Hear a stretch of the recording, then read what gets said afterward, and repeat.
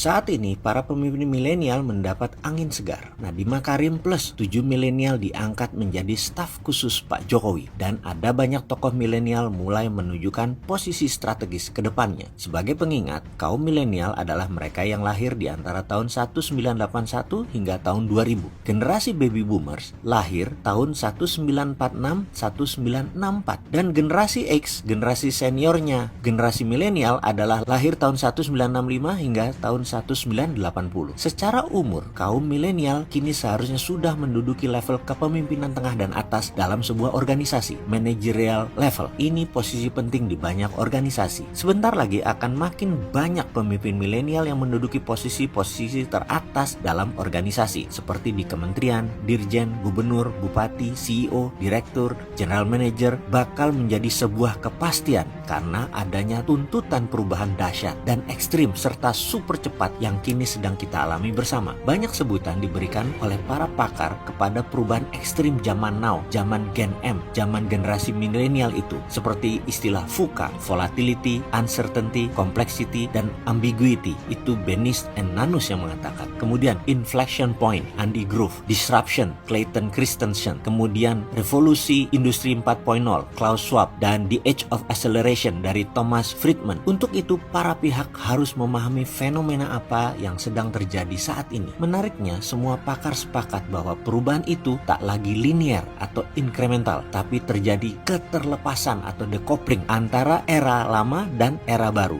Gak nyambung belas bahasa vulgarnya. Ini era baru, bukanlah kelanjutan atau kontinuitas dari era sebelumnya. Artinya, new normal yang dihasilkan oleh perubahan dahsyat tersebut sama sekali berbeda dari sebelumnya. Artinya, paradigma baru berbeda sama sekali dari sebelumnya. Saya ini generasi X, gak berani sok tahu dengan generasi milenial ini. Saya hormat sekali dengan generasi milenial ini. Apa akibatnya jika perubahan drastis itu terjadi? Akibatnya, pemimpin generasi baby boomers dan generasi X yang begitu mumpuni bergumul dengan tantangan-tantangan era lama menjadi tidak relevan lagi di era baru yang kini kita sedang hadapi. Kearifan atau wisdom, gaya kepemimpinan atau leadership style, kompetensi, nilai-nilai, perilaku atau behavior, habit yang begitu ampuh menjadi solusi di era lama kini mandul alias tidak mempan lagi menyelesaikan persoalan-persoalan kekinian di era baru. Ada beberapa alasan kenapa para pemimpin baby boomers dan generasi X harus mulai legowo untuk menyerahkan tampuk kekuasaannya kepada para pemimpin milenial agar organisasi lebih cakap dan bisa keluar dari kemelut perubahan ekstrim di era baru. Karena generasi X dan generasi baby boomer yang saat ini memimpin negara dan kaum politikus, otak Anda sekali lagi tidak relevan dengan kemajuan dunia yang saat ini dihadapi oleh kaum milenial. Jadi bukan saja perusahaan yang bermasalah, kepemerintahan